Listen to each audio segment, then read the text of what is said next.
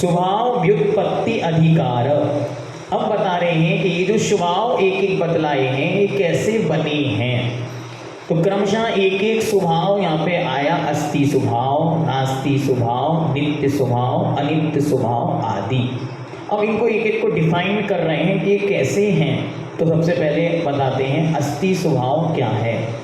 सूत्र number 106, page number 57,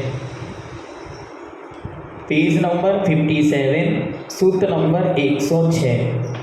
स्वभाव लाभात अच्युतात अच्युत्वात् अस्ति स्वभावः। हमने इसको तोड़ के पढ़ा, मिक्स करके पढ़ेंगे तो ऐसे पढ़ेंगे, स्वभाव लाभा दच्युत्वा दस्ति स्वभावः। और इसको तोड़कर पढ़ेंगे तो स्वभाव लाभात अच्युतात्व अस्ति स्वभावः। जिस द्रव्य को जो स्वभाव प्राप्त है उससे कभी भी च्युत नहीं होना। च्युत मतलब अलग नहीं होना, रहत नहीं होना। एक बार जिसका जो स्वभाव है और अब अनंत काल तक वही बना रहेगा, यह उसका अस्ति स्वभाव है। अब वह कभी भी नाश को प्राप्त नहीं होगा। कुछ भी होता रहे, जैसे हमने कहा था ना, लोहे को अग्नि में डाल दिया जाए तब भी लोहत्व तो नहीं मिट सकता। ऐसे ही भगवती चैतन्य शक्ति स्वरूप आत्म तत्व को निगोद में भी पटक दिया जाए तब भी ज्ञान गुण ज्ञान स्वभाव नष्ट नहीं हो सकता। इसका नाम है अस्ति। पत्थर को कितना भी पीटा जाए, कितना भी पीटा जाए, पीट पीट कर उसकी मिट्टी भी बना दी जाए, फिर भी पत्थर का पथरीला स्वभाव नहीं जाता। वो मिट्टी कसकस करती रहेगी, ये स्वभाव है। देखना ध्यान से, एक प्योर मिट्टी लेके आओ नदी के किनारे से और एक मिट्टी जो पत्थर को पीस कर बनाई गई हो, तो दोनों मिट्टियां सामने रख दी जाएं, मिट्टी मिट्टी है, लेकिन जब आप हाथ में लेंगे तो कोई भी हाथ से छू के बता देगा ये मिट्टी नदी के किनारे की है और ये मिट्टी पत्थर से उत्पन्न हुई है। ये क्या है? इसे कहते हैं अस्ति स्वभाव। एक बार जिसका जो स्वभाव है वह कभी भी च्युत नहीं होता, अलग नहीं होता। ठीक है, चलो आगे। हाँ हाँ, उसकी अपनी उसका अपना अस्तित्व, सीधी बात। मैं नहीं समझ रहा क्या बोला इन्होंने। अनंत ज्ञान गुण आदि नहीं। अभी ये हमेशा ये ध्यान रखना है, जब सामान्य की चर्चा की जाए तो सामान्य चर्चा हो, ज्ञान की चर्चा करो तो सब में है। अनंत ज्ञान की चर्चा करोगे तो उसे स्वभाव नहीं बना सकते, क्योंकि अगर आपने उसको जीव का स्वभाव बना दिया तो फिर संसारी जीव में अनंत ज्ञान नहीं है व्यवहार अपेक्षा, तो कैसे घटित करोगे। तो इसलिए लक्षण आपको याद हो, तो तृतीय चतुर्थ वर्ष में हमने पढ़ा था अतिव्याप्ति, अव्याप्ति और असंभव, तो दोष लग जाएगा। ऐसे कैसे लक्षण बनाए आपने? देखो ये कहते इंटेलिजेंट छात्र, उनको समझ में आ जाता है कि इनको क्या बोलना है और उनने क्या सोचा वो हमारे आप को समझ में आ गया कि इनको क्या पूछने का मन हो रहा है। कि ऐसा कोई स्वभाव हमने पढ़ा था कि जब भी किसी चीज़ का लक्षण बनाया जाएगा तो ऐसा लक्षण बनाना है जो निर्दोष हो।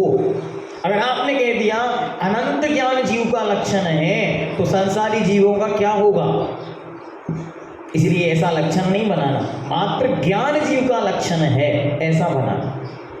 ठीक है।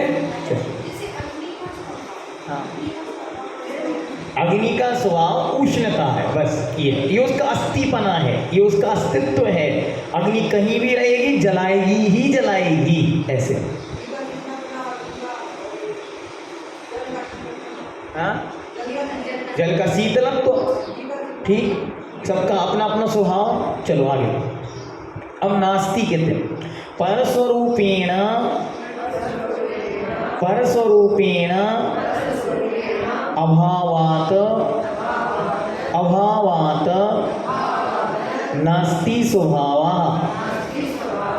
परस्वरूप की अपेक्षा नहीं होना ही नास्ति स्वभाव है। जैसे पुद्गल की अपेक्षा जीव में स्पर्श नहीं है, तो ये जीव का स्पर्श नास्ति स्वभाव है। जैसे जीव का ज्ञान और दर्शन पत्थर में नहीं है, टेबल में नहीं है, तो यह टेबल का नास्ति स्वभाव है। परस्वरूपेण दूसरों के स्वरूप से अभावात, दूसरों के स्वभाव का, दूसरों के स्वरूप का जो मुझ में अभाव है, यही मेरा नास्ति स्वभाव है।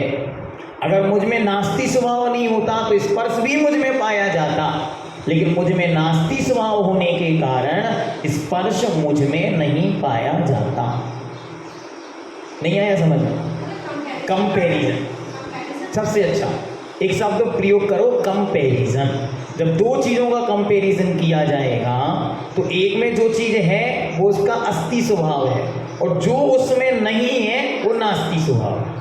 ठीक है, जैसे राम राम है, ये अस्ति स्वभाव, और राम सीता के पति हैं, ये अस्ति स्वभाव। ठीक, अब राम मंदोदरी के पति नहीं हैं, ये नास्ति स्वभाव। ठीक हुआ? राम राम हैं, ये अस्ति स्वभाव।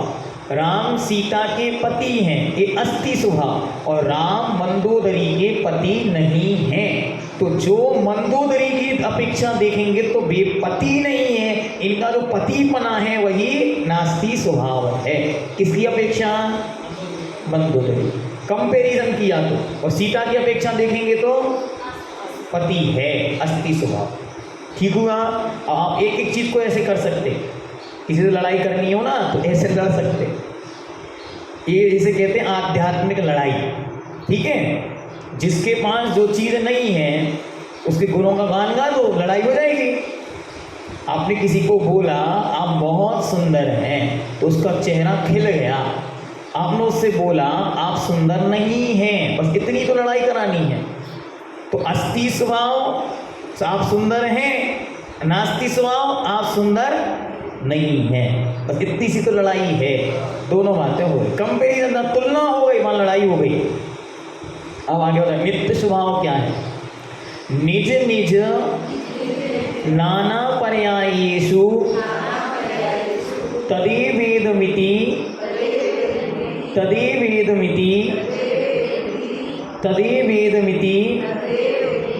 द्रव्यस्य उपलम्भान नित्य स्वभावः।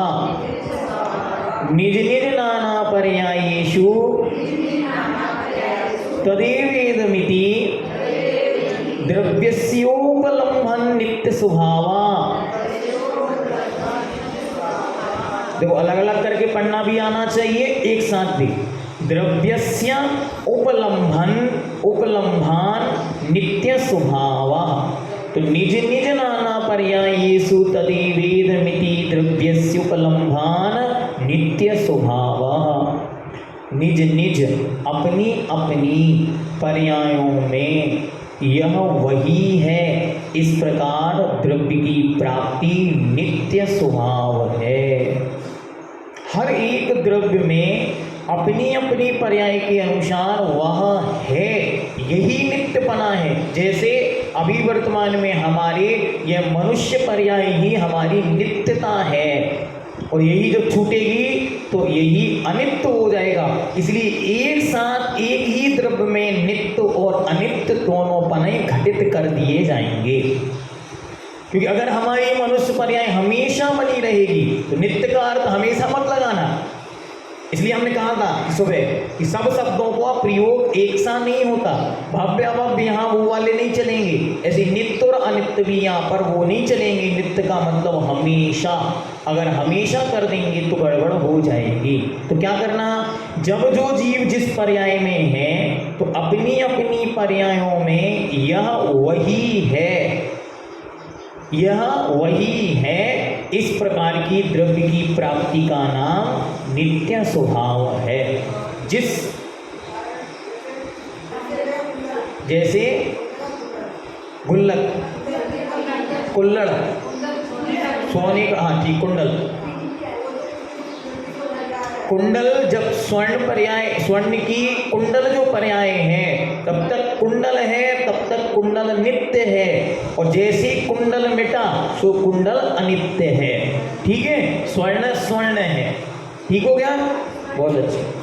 चलो आगे, अनित्य स्वभाव क्या है? तस्यापि अनेक पर्याय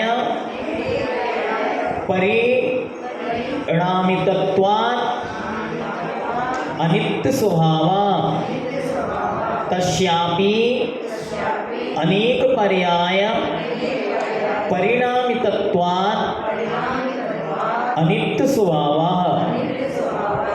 उस द्रव्य का अनेक पर्याय रूप परिणमित होने से अनित्य स्वभाव है। एक को खोना, दूसरा का होना, एक का खोना, दूसरे का होना। एक ही द्रव्य अनेकों पर्यायों में परिणमित हो रहा है, यही उसका अनित्यपना है। एक सा नहीं ठहर रहा है कि एक बार जो हो गया सो हो गया, ऐसा नहीं होकर तुरंत ही, जैसे मैंने आपको कहा था, एक मनुष्य पर्याय को भी अगर कोई कहे कि नित्य है तो भी संभव नहीं, क्योंकि एक मनुष्य पर्याय ही पहले बाल्य अवस्था, फिर शैशव अवस्था, फिर उसके ऊपर जाएगा तो किशोर अवस्था, फिर यौन अवस्था, फिर प्रौढ़ अवस्था, फिर वृद्ध अवस्था, इस प्रकार अवस्थाएं बदल रही हैं। तो बाल्य अवस्था की अपेक्षा शेषव अपेक्षा अवस्था अनित्य हो गई, क्योंकि ये खत्म हुई तब तो अगली पर्याय उत्पन्न हुई, वो नित्य कहलाएगी। या ये मानो कि इस पर्याय में जो द्रव्य है वो नित्य है, मनुष्य पर्याय तब तक है, तब तक वो मनुष्य पर्याय नित्य है, लेकिन उस मनुष्य पर्याय की हर एक अवस्था अपने आप में अनित्य है।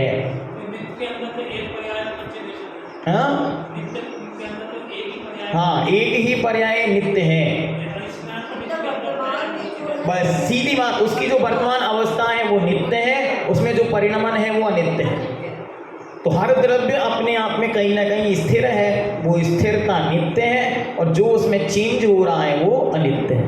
उसको ऐसे भी समझते कि द्रव्य जो है वो नित्य है, और जो उत्पाद और व्यय हो रहा है वो अनित्य है। ठीक हुआ, बहुत इंटेलिजेंट हैं आप लोग। एक बार में समझ में आ रहा है, इससे बड़ी इंटेलिजेंट क्या कहना। आलाप पद्धति एक बार में आप लोग समझ रहे हैं, इसका जो सर्वार सिद्धि हम पढ़ा रहे थे, तो सर्वार सिद्धि पढ़ते पढ़ते वो लोग समझने लग जाएं। पहले तो कहते भैया जी को समझ नहीं आ रहा, क्या चल रहा है। ठीक है, सुनना, अभी श्रद्धा रखो, सुनो। फिर बीच में कहते भैया जी आ गया समझ में, बस इसमें ताली बजा लो, कुछ तो समझ में आया। इसे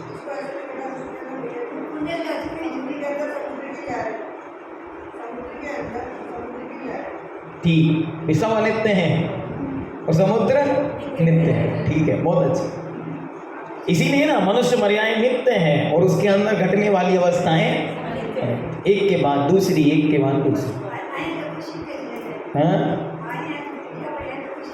हाँ बिल्कुल, ठीक है। चलो आगे कहते एक स्वभाव क्या है? स्वभावानाम एकाधारत्वात् एक स्वभाव, स्वभावानाम एकाधारत्वात् एक स्वभाव, संपूर्ण स्वभावों का एक आधार होने से एक स्वभाव है। इतने सारे सब स्वभाव कहाँ ठहर रहे हैं? एक जीव द्रव्य में। इसलिए सबका आधार एक होने से वह एक आधार, कितना अच्छी परिभाषा बना दी कि सारे गुण, इतने सारे गुण कितने हो गए, 21 गुण एक साथ ठहर रहे हैं, 21 स्वभाव एक साथ ठहर रहे हैं। कहाँ ठहर रहे हैं? एक द्रव्य में। इसलिए वे सब एक आधार होने से एक हैं। अभी देखना अनेक भी कर देंगे उन्हीं को, इसलिए एकांत नहीं पकड़ लेना कि सबके सब एक साथ हैं तो एक हैं। एक में होकर भी सब अनेक हैं, अलग अलग हैं। अभी देखो आगे उसी के तुरंत बाद कह रहे हैं, क्या कहते हैं? अनेक स्वभाव क्या है? एकस्यापि अनेक स्वभाव उपलम्भात् अनेक स्वभाव। एकस्यापि अनेक स्वभाव उपलम्भात् अनेक स्वभाव। एक ही द्रव्य के अनेक स्वभावों की उपलब्धि होने से अनेक स्वभाव है। एक ही द्रव्य है लेकिन उसमें एक ही समय पर अनेक स्वभाव व्याप्त होते हैं। एक ही आत्मा है, उसी आत्मा एक ही समय पे नित्य है, अनित्य है, एक है, अनेक है, भव्य है, अभव्य है। ये सब जो उसमें घटित हो रहा है यही उसका अनेक स्वभाव है। आगे भेद स्वभाव क्या है? गुण गुण्यादि संज्ञादि भेदात् भेद स्वभाव। गुण गुण्यादि संज्ञादि भेदात् भेद स्वभाव। गुण और गुणी, गुण मतलब ज्ञान और गुणी मतलब जिसमें वो ज्ञान होता है, ऐसी आत्मा। गुण स्पर्श, गुणी पुद्गल, उसमें वह होता है। तो जिसमें जो गुण है वो गुण कहलाता है और जिसमें गुण पाया जाता है वो गुणी कहलाता है। तो गुण और गुणी आदि में संज्ञा, संज्ञा मतलब नाम, संख्या मतलब गिनती, लक्षण मतलब उनका स्वरूप, और प्रयोजन, प्रयोजन मतलब उसका कार्य की अपेक्षा भेद होने से भेद स्वभाव है। सबका अपना अपना स्वरूप है। देखो जैसे ज्ञान में लगाओ तो ज्ञान है उसकी संज्ञा, नाम है ज्ञान, संख्या कितनी? 5। ठीक, उन पांचों का अपना अपना लक्षण और उनका अपना अपना प्रयोजन। अब गुणी में लगाओ तो गुणी कौन है? जीव, संज्ञा। संख्या में लगाओ अनंत, लक्षण उनका उपयोगो लक्षणम और उनका अपना अपना प्रयोजन। ठीक हो गया? यही उसका भेद स्वभाव है। तो सब कोई कैसे कैसे हो गया? अलग अलग हो गया, एक नहीं रह गया, सब अपना अपना अलग अलग हो गया। कहीं संज्ञा से अलग है तो कोई संख्या से अलग है, तो कोई प्रयोजन से अलग है, तो कोई लक्षण से अलग है, लेकिन सारे गुण एक दूसरे से अलग हैं और सारे द्रव्य एक दूसरे से अलग अलग हैं। क्या हुआ? शांति क्यों हो गए? सब समझ नहीं आया? फिर से, जैसे द्रव्य है, 6 द्रव्य हैं, 6 द्रव्य लाइन से रख दो तो 6 द्रव्य का संज्ञा एक सी है कि अलग अलग है? अलग अलग। एक जीव है, पुद्गल है, एक धर्म है, एक अधर्म है, एक आकाश है, एक काल है। तो 6 की संज्ञा अलग अलग, एक अंतर हो गया। अब संख्या पर आओ तो सबकी संख्या भी अलग अलग है। जीव अनंत है, पुद्गल अनंतानंत है, आकाश एक है, नहीं धर्म एक है, अधर्म एक है, आकाश एक है, काल असंख्यात है। ठीक है, तो संख्या भेद हो गया।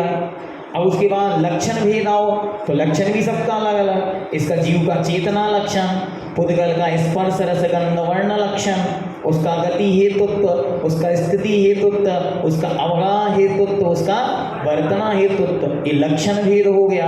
अब प्रयोजन पे जाओ तो प्रयोजन भेद भी है, सबका अपना अपना प्रयोजन है।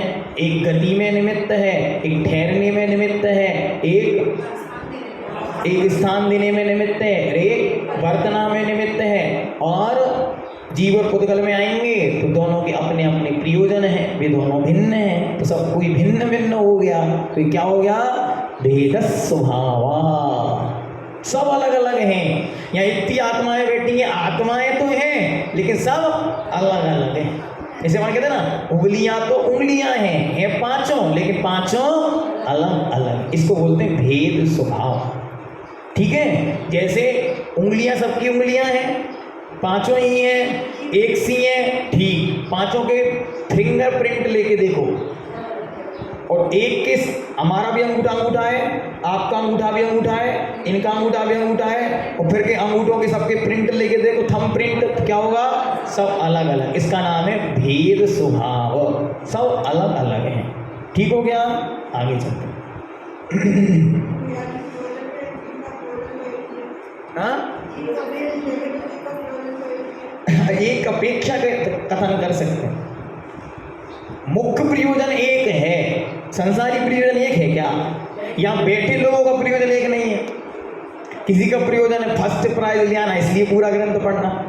किसी का प्रयोजन है कि पास हो जाए बस, तो किसी का प्रयोजन है कि भैया जी आए हैं तो लाभ तो ले ही लें, जो होगा सो देखा जाएगा। प्रयोजन सबका अलग है, तो मुख्य प्रयोजन में मत जाओ, पर सांसारिक प्रयोजन तो प्रयोजन है, उसको समझें। और दूसरी बात, एक द्रव्य का दूसरे द्रव्य से प्रयोजन अलग है ना, तो वो भी तो भेद है। ठीक होगा?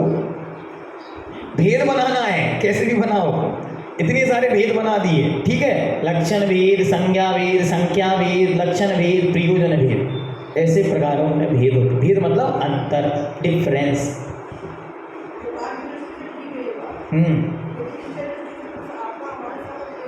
निश्चय भी घटित मत करो, क्योंकि निश्चय से तो सब एक ही हो जाएगा, फिर गड़बड़ हो जाएगा, फिर तो जीव एक ही बचेगा, अनंत जीव का भेद नहीं कर पाएंगे। कर तो देंगे, लेकिन लक्षण भेद से सब एक हो जाएगा, मिक्स करना पड़ेगा, क्योंकि सभ्य शुद्धाहु शुद्ध नया, इस अपेक्षाकृत कथन नहीं कर सकेंगे, इसलिए अपेक्षाकृत समझें मात्र कि ये सब भेद करने की बात आएगी तो इस प्रकार से भेद कर।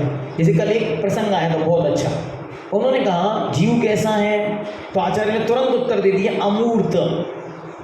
अब वहाँ तुरंत प्रश्न मार्ग लग गया, द्रव्य संग्रह वाले ने तुरंत पूछ लिया कि महाराज जब द्रव्य संग्रह पढ़ा रहे थे तब तो कह रहे थे कि नो संति अमुत्ति तदो, उनमें अमुत्ति तदो मतलब अमुत्ति है, क्यों? क्योंकि उसमें स्पर्श रस गंध वर्ण नहीं होता।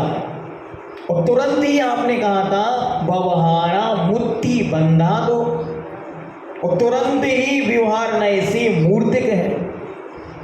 और अभी आप ही वही आचार्य हैं, मात्र 200-400 साल का अंतर बढ़ेगा, वो उनकी 9वीं शताब्दी थी, इनकी 11वीं शताब्दी है, 200 साल का अंतर हुआ। हम महाराज कह रहे हैं कि जब विशेष स्वभाव की चर्चा की तो क्या कह दिया, सामान्य स्वभाव की, सामान्य गुण और विशेष गुण की चर्चा की तो क्या कहा कि जीव तो अमूर्तिक है। तो अब अपन क्या करें, ये भी अपेक्षाकृत कथन है, ऐसा मानो। ठीक है, चलो आगे। आप लोगों को पढ़ाते पढ़ाते और सब याद हो गया। हमने कभी भी जीवन में द्रव्य संग्रह याद नहीं किया, इष्टोपदेश याद नहीं किया, लेकिन आप लोगों को इतना पढ़ाया कि पढ़ाते पढ़ाते सब याद हो गया।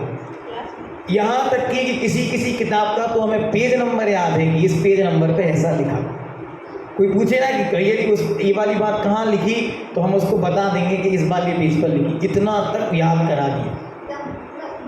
हाँ, ये सब आप लोगों की कृपा है।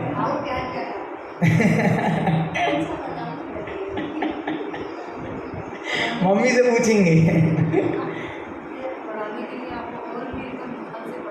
हाँ, इसीलिए तो इतनी बार मैं कह रहा ना, इसी ग्रंथ को तो पहली बार पढ़ाया तो मुझे खुद समझ में नहीं आ रहा था पढ़ाएं कैसे, क्योंकि जब हमने पढ़ा था तो हमारे टीचर ने तो हमें मार के डंडा मार के याद कराया था।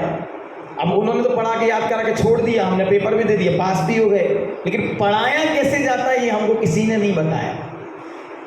फिर हमने खुद मेहनत की और 3-4 बार जब पढ़ाया तो अब पढ़ने में मज़ा आने लगा, अब हमें आपको पढ़ाने में भी मज़ा आ रहा। और यहाँ के बाद से तो हमें ऐसा लगने लगा कि अब तो हम 10 दिन में भी ये पूरा ग्रंथ पढ़ा सकते हैं।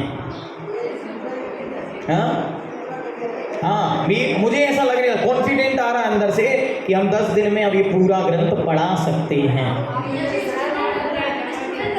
हाँ, स्टूडेंट अच्छे हैं, विधि पता चलती है। तो आप लोगों से यही तो मैं कह रहा हूँ ना, आप लोग भी इसको बार बार पढ़ो। जब बार बार पढ़ोगे तो ये आपकी भी बुद्धि का विषय बन जाएगा।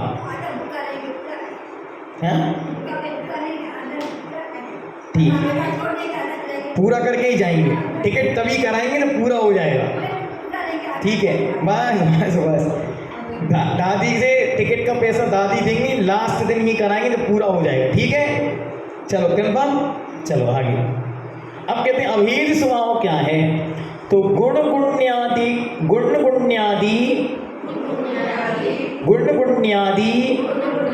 एक स्वभावात् अभेद स्वभावा, गुण गुण्यादि एक स्वभावात् अभेद स्वभावा, गुण और गुणी का एक स्वभाव होने से अभेद है। लो, जब भेद कर रहे थे तो नाम, संख्या, लक्षण, प्रयोजन सब कुछ ढूंढ रहे थे। जब अभेद करना तो क्या कह दिया? सबका एक स्वभाव है, बिना गुण के गुणी नहीं होता, बिना गुणी के गुण नहीं होता। तो कहाँ जाओगे गुणी को ढूंढने को? जैसे कल आज सुबह हमने कहा था कि आपके मंदिर में ज्ञान गुण कहाँ रखा रहता है? बोलो। हाँ, ये बात यहाँ रखा रहता है। कोई ये मत कहना यहाँ रखा रहता है। जो कहेगा यहाँ रखा रहता वो गलत है। वहाँ तो मात्र अक्षर है, द्रव्य सुध है, ज्ञान तो यहाँ रखा होता है। तो यही कह रहे हैं कि यहाँ के अलावा ज्ञान गुण कहीं और नहीं है। यही गुण और गुणी का एकत्व एक स्वभाव है। यही जब भिन्न भिन्न होता है तो अनेक स्वभाव है, और जब यही एक में हो जाता है तो अभेद है। उनका टुकड़ा नहीं किया जा सकता। कभी भी बिना गुण के गुणी नहीं होता, इस कभी बिना ज्ञान के जीव नहीं होता। ठीक हुआ? बिना स्पर्श के कोई भी पुद्गल नहीं होता। ठीक हो गया? हाँ, व्यवहार में हाँ, सारी व्यवस्था को ऐसे ही समझना। व्यवहार का मतलब ही भेद है, और भेद का मतलब ही व्यवहार है, और अभेद का नाम ही निश्चय है। दो शब्द तो हैं, एक अभेद और एक शुद्ध। जहाँ है वो निश्चय है, और जहाँ भेद है और अशुद्ध वो व्यवहार है। एक जब दर्व संग्रह पढ़ाया था तब तो अच्छी तरह समझाया। ठीक, चलो आगे। टुकड़ा करना, जैसे द्रव्य कोई टुकड़ा नहीं है, एक ही है।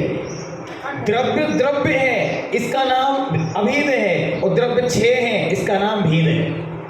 ठीक, जीव है, ये अभेद है, और जीव अनंत है, ये भेद है। ठीक है, जीव है एक अपेक्षा से बस, तो वह अभेद है। और एक ही जीव में अनंत गुण है, अनेक स्वभाव हैं, अनेक गुण हैं, ये भेद है। और अंदर चलना है, और अंदर चल सकते। एक ही जीव में जितने गुण हैं वे सब गुण एक हैं, अभेद है। और वे ही गुण जब अलग अलग कर दिए तो वह भेद है। ऐसे टुकड़ा करना ही भेद है, एक साथ कहना ही अभेद है। ठीक है, चलो आगे। अब भव्य क्या है? समय बताते जाना आप लोग, क्योंकि हम तो भूल जाते जब पढ़ाते तो समय। 15 मिनट और पढ़ा दें? ठीक, चलो। जाना भी ना आगे, बहुत लंबी यात्रा है। भावी काले परस्वरूपाकार भवनात् भव्य स्वभावा। भावी काले परस्वरूपाकार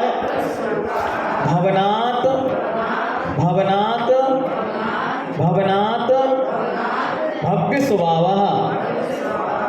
ठीक, भावी काल में मतलब आने वाली पर्याय में, भावी काल में अर्थात आगे भविष्य में, पर आगामी पर्याय स्वरूप होने से भव्य स्वरूप है या भव्य स्वभाव है। मतलब एक ही द्रव्य आगे अपनी पर्याय में कुछ और बन सकता है, यही उसका भव्य स्वभाव है। वहाँ भव्य भव्य वो वाले नहीं लगाना जो मोक्ष जाने के लिए टिकट के समान है, वो नहीं। यहाँ पे भव्य और अभव्य का अर्थ बिल्कुल अलग है। क्या है फिर से? भावी काल मतलब भविष्य में, पर मतलब दूसरी आगामी पर्याय स्वरूप होने से भव्य स्वभाव है। आगे वह एक दूसरी पर्याय धारण कर सकता है, यही उसका भव्य स्वभाव है। और अभव्य क्या है? कालत्रयेपि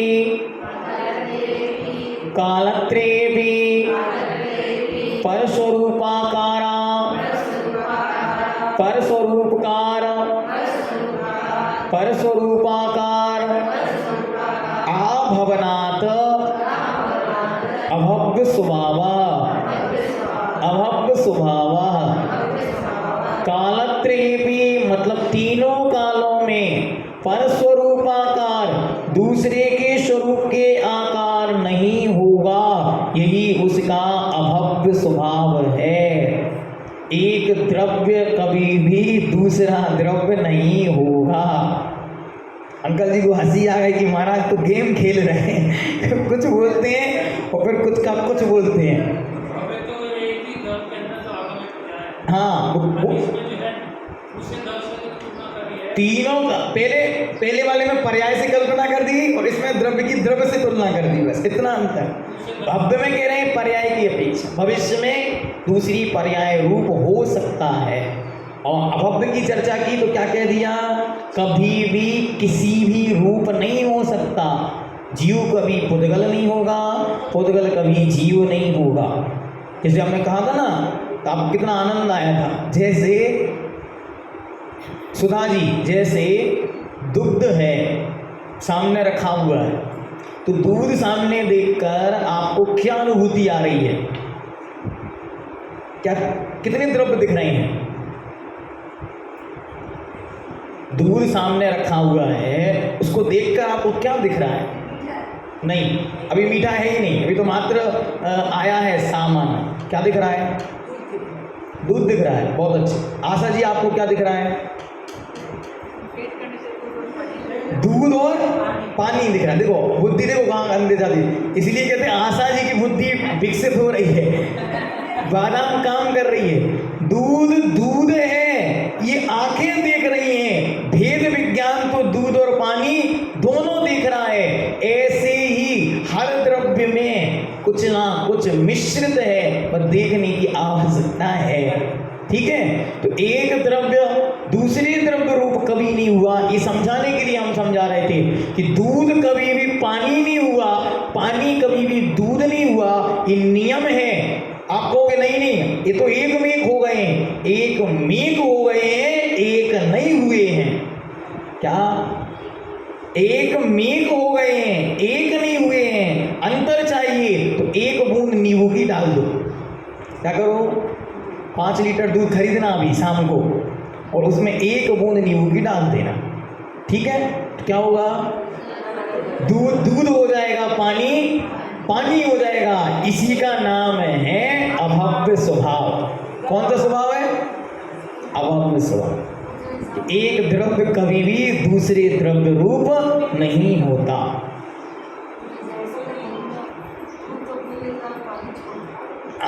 अब बुद्ध को अपनी अपनी अपेक्षा है, उसके पास ताकत है, वो कर ले रहा। हमारे पास ताकत नींबू की है तो अपन वो कर लेते। अपन बहुत बड़े वाले हैं, अपन तो पानी का उपयोग भी कर लेते। वो जो पानी निकलता है उसकी चाशनी बना देते। क्या दिक्कत? उसी में चाशनी बना देते ना। जो उसको अलग किया तो छेना छेना ऊपर कर दिया, उसका पनीर बना लिया, या उसके छेना बना लिया। जो पानी बचा उसका शक्कर घोल दी और उसका चाशनी बना दिया। दिक्कत क्या है? चलो आगे। अब कहते हैं परम स्वभाव क्या है? पारिणामिक भाव प्रधानत्वेन भाव प्रधानत्वेन